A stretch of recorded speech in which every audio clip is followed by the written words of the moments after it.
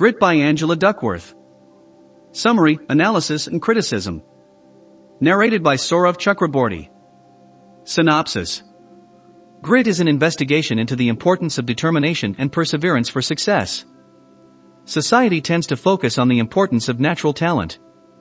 We observe athletes, musicians, and academics performing at the highest level and assume they are there because of lucky genetics. The author accepts that genetics play a part in achieving success, but she suggests that effort is twice as significant. The book provides guidance on how you can encourage grit, maintain grit, and intelligently apply effort to improve your chances of reaching your goals. Angela Duckworth's perspective. Angela Duckworth obtained a BA in Neurobiology at Harvard University in 1992. Subsequently, she graduated from the University of Oxford in 1996 with an MSc in neuroscience. Finally, she gained a Ph.D. in psychology from the University of Pennsylvania in 2006. Despite her academic background, Angela began her career as a management consultant. However, she did not find this role rewarding and decided to leave her job to become a math teacher in New York City. After many years teaching young students, Duckworth became increasingly interested in the role that effort had in success. Following her findings, she began her Ph.D. in psychology at the University of Pennsylvania to further study this topic. Duckworth is now a professor at the University of Pennsylvania, a TED speaker, and the founder and CEO of Character Lab. Character Lab is a non-profit organization committed to advancing the science of character development. What grit is and why it matters. Duckworth describes the concept of grit as a form of perseverance. Perseverance is essential to anybody attaining high levels of achievement. High achievers are never satisfied with minimal goals. Therefore, these people never believe they will reach their goals, as they are always striving for more. High achievers are also constantly unsatisfied with their performance and their outcomes. Interestingly, these people enjoy this dissatisfaction as they always want to chase more.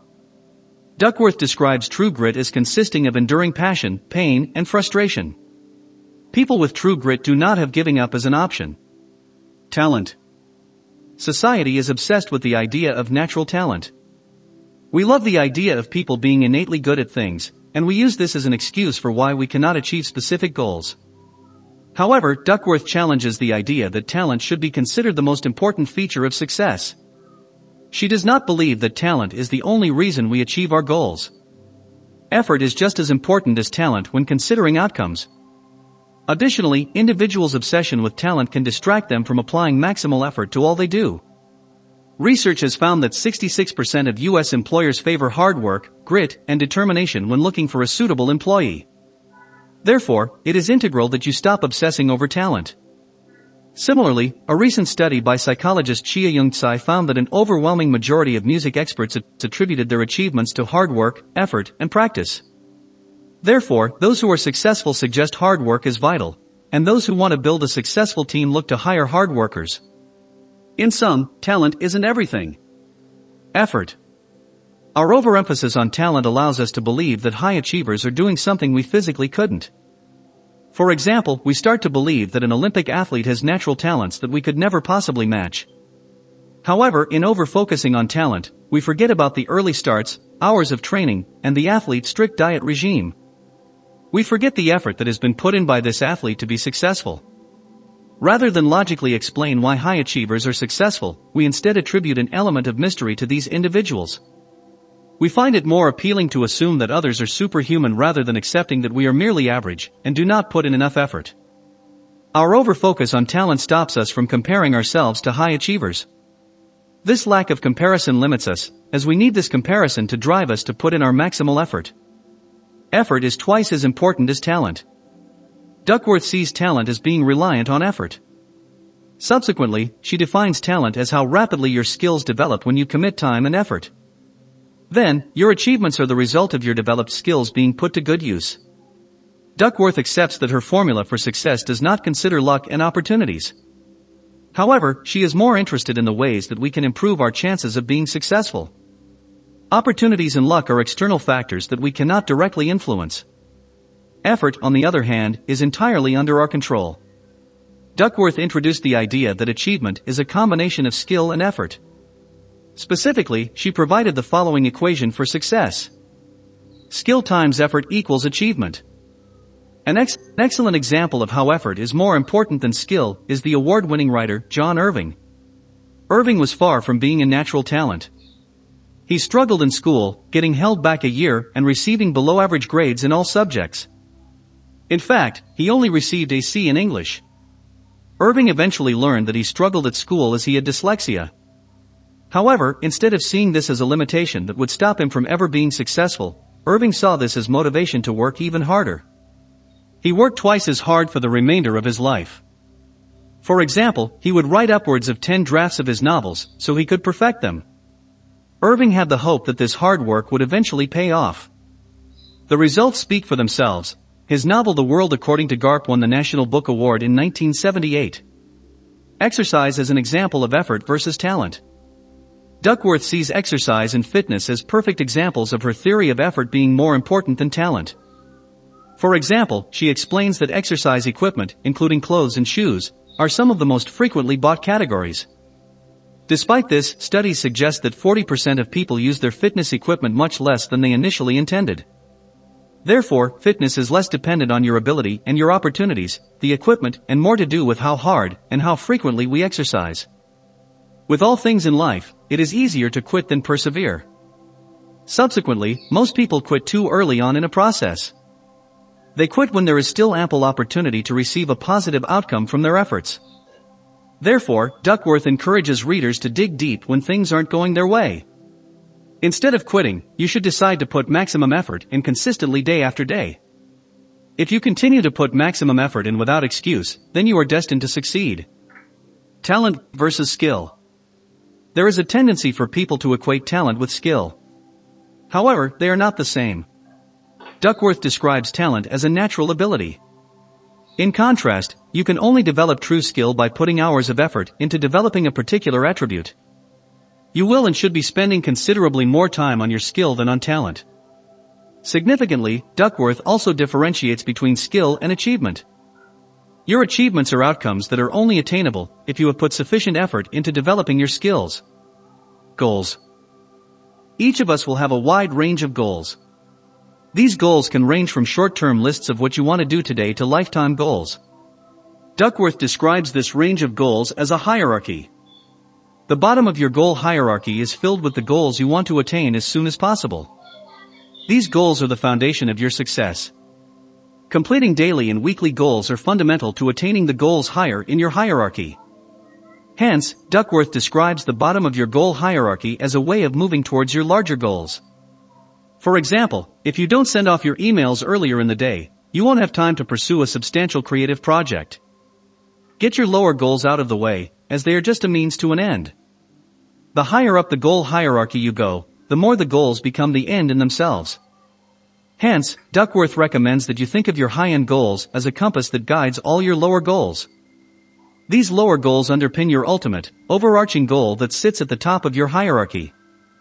Duckworth provides the example of Tom Sever. Tom was passionate about baseball from a young age. He managed to make his dream a reality by making every goal in his life about pitching in baseball. For example, Tom would stay in the shade if he was traveling through a sunny climate. He did this because sunburn on his pitching arm would interfere with his goal of being a successful baseball pitcher. Every detail of his life was planned around his overarching goal. Subsequently, he retired at the age of 42, having pitched 3,640 strikeouts over a 20-year career in Major League Baseball. Grit goals. Grit involves persevering and fighting through challenging times. However, grit also involves keeping your top hierarchy goals for a long time. The goals at the top of your hierarchy should be critical to every action in your life. Therefore, a gritty person develops top-level goals and integrates them into their lower goals over a long period. Subsequently, every small goal they complete is one step closer to achieving their high-level goal. Is grit something you are born with? Duckworth explains that there isn't a clear answer to whether grit is innate or something we can learn. However, her quick answer is that it is likely that we are partly born with it. However, Duckworth believes that grit is a combination of your genetics and experience. Although genetics does have a small impact on your grit, it is possible to heavily improve your grit through experiences. For example, Duckworth explains that old adults could be potentially grittier due to them growing up in a different cultural era. This was an era where perseverance was instilled in most people from a young age. However, an alternative explanation is that we mature over time and become grittier because of this. The 4 characteristics of a gritty person. Duckworth outlines that grittiness can be defined based on 4 characteristics. Passion and interest are integral.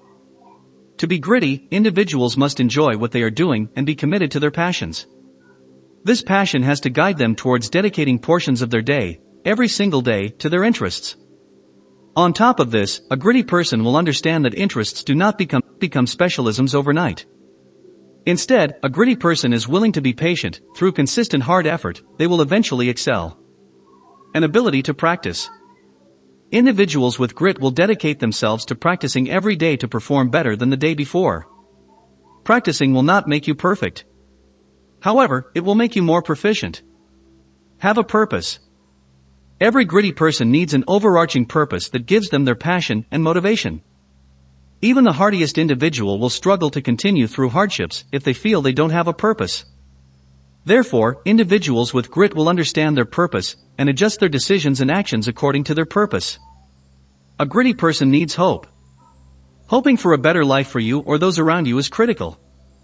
If an individual does not have a belief that they can make a change, then they will not commit to persevering when things get tough. The importance of passion is that it provides you with the daily motivation to keep pushing forwards. A 2014 Gallup poll found that 2/3 of U.S. workers are not motivated by their job. Only 13% of workers said they feel engaged with their work. This highlights a clear problem with people pursuing professional goals that they are not passionate about. This lack of passion creates a workforce that lacks the grit to succeed. In 2003, psychologist Mark Alan Morris interviewed hundreds of U.S. employees. The results confirmed that people are at their happiest when their work intersects with their interests. Happiness breeds success. Therefore, try and pursue a professional career that suits you. For example, creatively minded people will never be fully engaged in an administrative desk job. This match will only lead to less success for the company they work for and less personal success. Hence, Duckworth recommends finding a job that allows you to remain gritty to pursue a higher personal goal. Growing grit from the inside out. Emulation rather than imitation. Duckworth sees wise parenting as including love, limits, and latitude. Wise parents give their children constant support to emulate them and succeed with whatever goals they have, instead of imitating their every move. The older we get, the more we can pass judgments on our parents' actions and behaviors. We learn from a young age to imitate their actions. However, instead of just copying their behaviors, we must learn to incorporate their successful approaches into our own goals. Gritty people emulate successful people and their work rather than following them blindly. The hard thing rule. Duckworth recommends that each of your family members implement the hard thing rule into their lives. The hard thing rule suggests that you commit 100% to something for a specific period. Give it your all, and do not stop giving 100% until the period has elapsed. This thing should not be easy, but should instead be a hard thing that can reap benefits. If you decide to continue after the period, then this is great. Either way, you are developing a grittiness that will help you commit to long-term goals. If you are a parent, Duckworth emphasizes the importance of the child choosing their own hard thing. The length of the period will depend on the age of the child. For younger children, a season or a year is the best commitment length. Then, as they grow older, this period can be lengthened. For example, Duckworth recommends a 2-year minimum rule at high school. This period should continue to increase as you get older and adopt new responsibilities. Grit in school. There is a clear difference between interesting and hard. Some children will find school hard and uninteresting. Similarly, the same children might find their lunchtime interesting, but not hard. However, there are some things at school that are both hard and interesting. For example, learning how to do a front flip in gymnastics. After-school activities are often the most crucial part of children's schooling. The combination of hardship with interest will set children up for pursuing their goals later in life. Research suggests that children who are involved in activities outside of their regular schooling do better overall. Not only do these children have improved grades, but they also gain confidence in their abilities. Plus, they learn how vital commitments and consistent practice can be in improving. To be genuinely gritty, children have to avoid flicking between sports and activities when they get bored or are struggling. They must spend years working on one sport or art. Having adopted commitment for years, they will notice that effort can improve skills and lead to achievements. Growing grit from the outside in. Grit and culture. Duckworth defines culture as a group of people who share the same values and norms. Therefore, if you want to maintain your grit levels, it is best to immerse yourself in a gritty culture. Surround yourself with gritty people, and you will benefit in the long run. The culture you immerse yourself in will be hugely important to your personal growth. Your culture becomes your identity. Therefore, surround yourself with people who make you a better and more committed person. Practice intelligently. Practicing hard can be a waste of time if you are not practicing intelligently. For example, suppose you are just on autopilot by copying a textbook word for word as a study technique. In that case, you won't necessarily succeed. Intelligent practice is a concept introduced by cognitive psychologist Anders Ericsson. Ericsson suggests that people adopt precise goals with a focus on every detail. They track everything and respond accordingly. For example, top sports people will track every health metric to make the changes required to improve. Intelligent practice is deliberate rather than autopilot. Therefore, this will help you avoid repetition for the sake of it, and will subsequently bring better results. Ericsson developed a program to help train doctors to deal with specific critical situations. The program gives doctors feedback after suggesting specific treatment methods, providing hints if they end up on the wrong path. During a training session with the program, one physician remained on autopilot. He was putting the time and effort in, but was not taking the advice on board. After being taken aside and told to reflect intelligently, this physician then started to reap the rewards of his efforts. The Finnish culture of grit. Duckworth described Finland as a country where grit is widely promoted in their culture. She attributes this to long, cold winters and a history of having to defend themselves. Subsequently, they have their own word for grit, sisu, which refers to someone having the quality of perseverance. A Finnish psychologist, Emulation, researched sisu and found that 83% of Finns think sisu is learned and not innate. Therefore, Duckworth encourages readers to encourage grit and perseverance in their lives.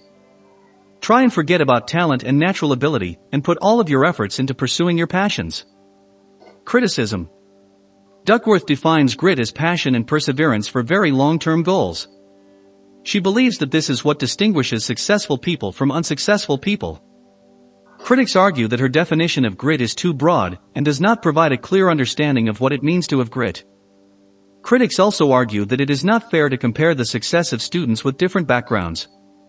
For example, students who attended good schools or come from wealthy families might be more successful than those who don't attend good schools or come from poor families.